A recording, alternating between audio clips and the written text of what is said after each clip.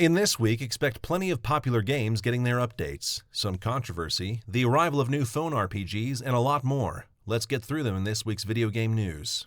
This past week wasn't too fruitful in the indie space, though some of the bigger successes of the classification shone through, the biggest one definitely being the early access for Hades 2. After a technical test, Hades 2 is entering early access on May 6th. The game is set to receive major updates set for later in the year. Along with its release, the title screen also noted the full release won't be available until 2025 at the very least. Additionally, the developers seem to be planning to announce priority tasks in these title screens, so keeping up with them is bound to provide information on what to expect in future updates. A recent smash hit, Content Warning, has gotten a huge update. The game was made into a big success with a sudden April Fool's promotion which offered the game for free, sparking the popularity of this fun game. The update itself contains a hat shop, unlockable upgrades, new monsters, new items, and a whole lot more. Though there are still some about, a lot of the audio and visual bugs have been fixed in this update, improving the overall experience. Hi-Fi Rush, a Tango Gameworks smash hit of last year, is getting a Switch port. Though the port was expected, the game has been rated for the Nintendo Switch Store. It is rumored that it will come out both on Switch and allegedly the in-progress Nintendo Switch 2. In AAA space, we get a new character trailer for Mortal Kombat 1 and a graphic novel for a popular roguelike, Returnal.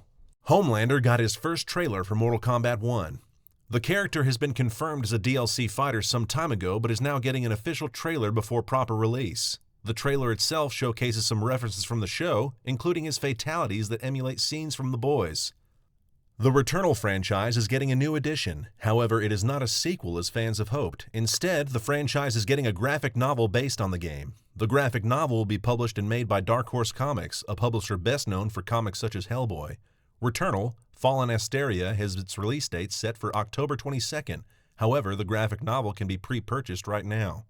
Ghost of Tsushima is finally coming to PC.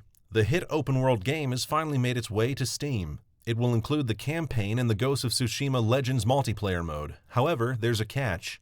The players will require a PSN account to play the multiplayer mode. This will join their Steam account and PSN one as well as allow for PlayStation Overlay to be used.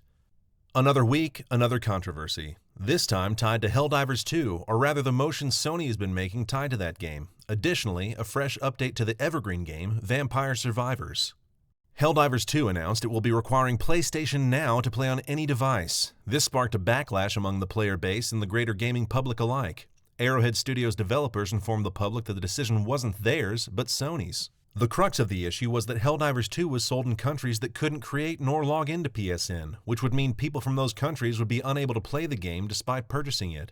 After more negotiations from the devs and strong response from the community, it has been announced that Sony won't be pushing the login change anymore. Rather, the game will be playable as it is now, removing a chance of people losing access to the game. Vampire Survivors gets a new massive upgrade.